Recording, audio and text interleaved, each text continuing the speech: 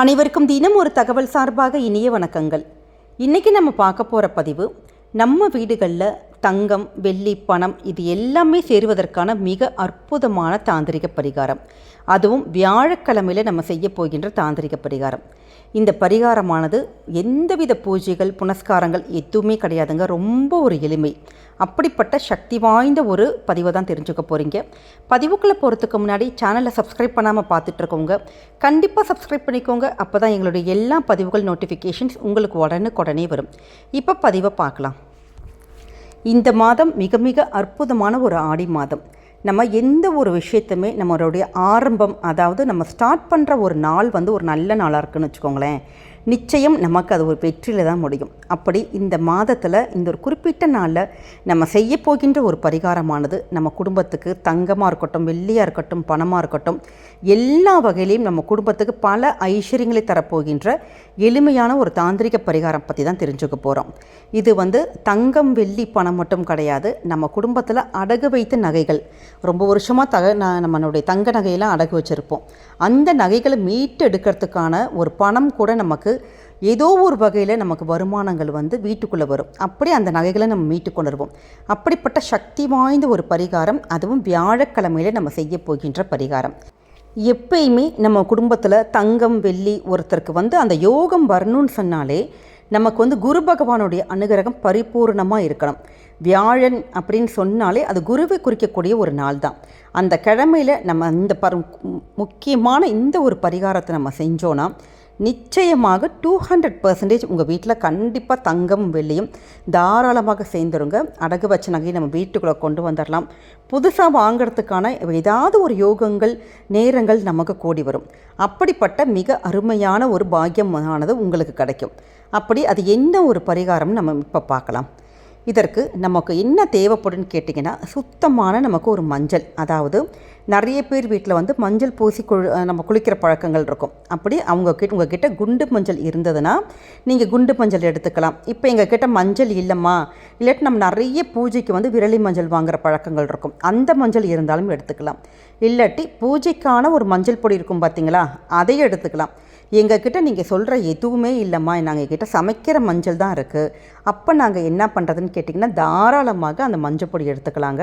இதில் எந்த வித இதுவுமே உங்களுக்கு தயக்கமும் வேணாம். என்னடா நம்ம இதை யூஸ் பண்ணிவிட்டு நம்ம இந்த பரிகாரம் பண்ணுறோம், நமக்கு இது ஒர்க் அவுட் ஆகுமா அப்படின்னு சொல்லிட்டு எந்த ஒரு விஷயம் ஆரம்பிக்கிறதுக்கு முன்னாடி பலவித யோசனைகள், நம்ம நெகட்டிவ் தாட்ஸ் நமக்கு வரவே கூடாது. எந்த மஞ்சளாக இருந்தாலும் பரவாயில்ல, மஞ்சள்ங்கிறது எப்பயுமே ஒரு குருவோட அம்சம். அதனால் நம்ம சமைக்கிறதா இருக்கட்டும், நம்ம பூஜையாக இருக்கட்டும், எதுவாக இருந்தாலும் சரி, எப்போ இந்த பதிவை நீங்கள் பார்க்குறீங்களோ அப்போ இந்த பரிகாரத்தை நீங்கள் உடனுக்குடனே செஞ்சு பாருங்கள். பல மடங்கு உங்களுக்கு இம்மீடியட் ரிசல்ட் உங்களுக்கு உடனுக்குடனே கிடைக்கும். இதற்கு இந்த மஞ்சள் இப்போ நம்மக்கிட்ட மஞ்சள், அந்த உருண்டை மஞ்சள் இருந்ததுன்னா அதை நல்லா தேய்ச்சி இழைச்சி நீங்கள் அதிலிருந்து மஞ்சள் எடுத்துக்கலாம். இதுக்கு மஞ்சளுக்கு என்ன பண்ணணும்னு கேட்டிங்கன்னா, மஞ்சள் தூளில் நமக்கு சுத்தமான தண்ணீர் இல்லாட்டி பன்னீர் விட்டு நம்ம லைட்டாக கலந்துக்கிட்டு, நம்ம மருதாணிலாம் வைப்போம் பார்த்தீங்களா, அந்த ஒரு பக்குவத்தில் இருக்கணும். ரொம்ப தண்ணியாக இருக்கக்கூடாது. சின்னதாக கொஞ்சம் லைட்டாக லிக்விடாக போட்டு கொஞ்சோண்டு மருதாணி வைக்கிற மாதிரி அந்த ஒரு பக்குவத்தில் கொஞ்சோண்டு சின்ன உருண்டை ஒன்று நீங்கள் கலந்து வச்சுக்கோங்க.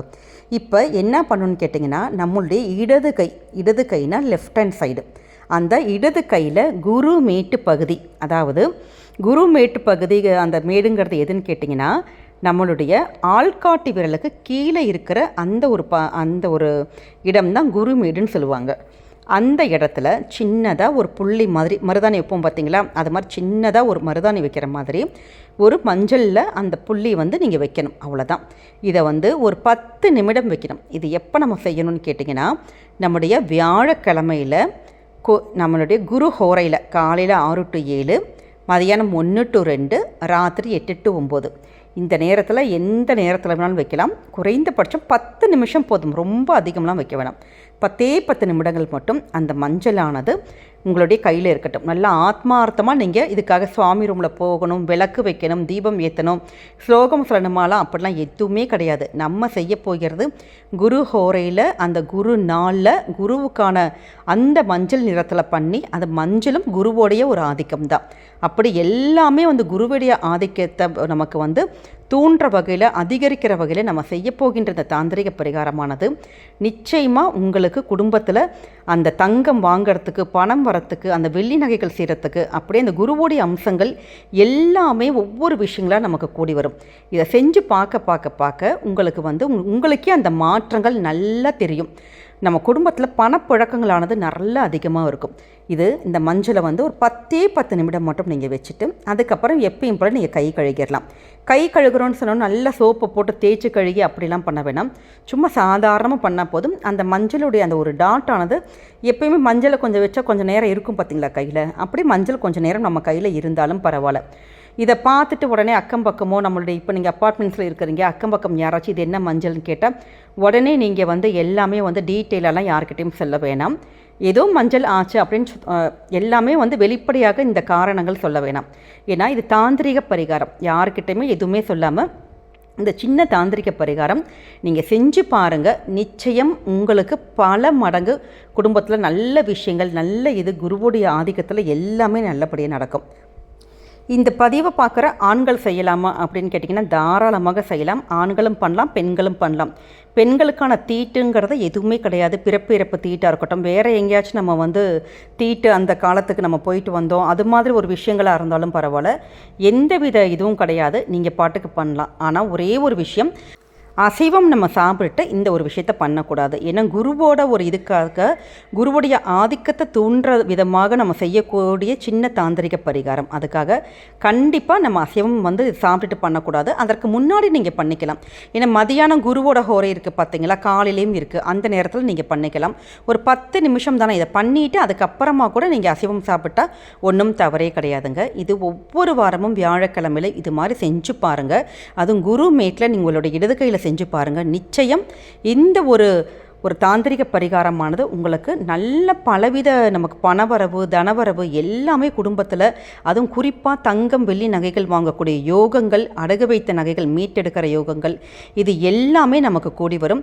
இதை செஞ்சு பார்த்து அனுபவித்து கண்டிப்பாக நீங்கள் கமெண்ட் செக்ஷனில் போடுவீங்க, இது மாதிரி எனக்கு ஆச்சுமா, நாங்கள் நகைகள் வாங்கினோம், நகைகள் மீட்டெடுத்தோன்ட்டு. ஏன்னா அப்படிப்பட்ட ரொம்ப ரொம்ப சக்தி வாய்ந்த எளிமையான தாந்திரிக பரிகாரம். அதனால் நிறைய பேர் இந்த பதிவை நாங்கள் மறந்துட்டோம், நாங்கள் இப்போ தான் பார்க்குறோம், எங்களுக்கு அதாவது ஃபுல் நேரம் அந்த குரு ஹோரை நாங்கள் தவற விட்டுட்டோம் அப்படிங்கிறவங்க என்ன பண்ணலான்னு கேட்டிங்கன்னா, இதற்கு வியாழக்கிழமையில் காலையில் 6 மணிலேருந்து ராத்திரி 9 மணிக்குள்ளே உங்களுக்கு எந்த நேரம் உங்களுக்கு சௌகரியமாக இருக்குமோ அந்த நேரத்தில் செஞ்சு பார்த்தாலும் உங்களுக்கு நல்ல பலன்கள் கிடைக்கும்.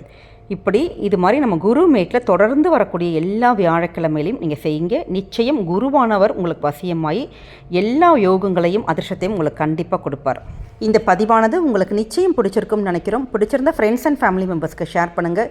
மீண்டும் வேறொரு நல்ல பதிவோடு உங்களை சந்திக்கிறோம். நன்றி, வணக்கம்.